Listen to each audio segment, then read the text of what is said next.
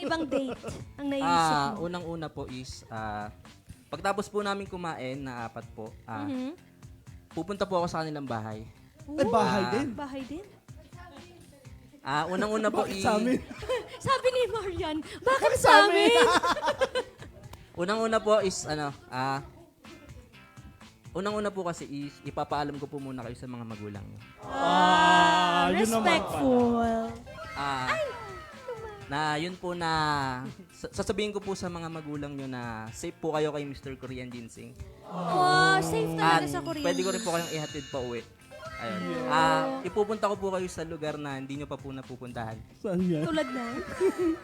Kasi Kasi sa lugar po na hindi napupuntahan is doon po makikita ang kasiyahan. Ay, Saan yun? ako sa ano lang ako eh, sa masahe-masahe din eh. Doon ko nakilala yan eh. Ayun po. Maraming salamat po. Ay, ano yung lugar na yun? Ano yung lugar na yun? Sa malayo pong lugar na hindi pa nila napupuntahan. Diyos ko, nakakatakot. Basta mag-isip kayo kung saan yun. Yes.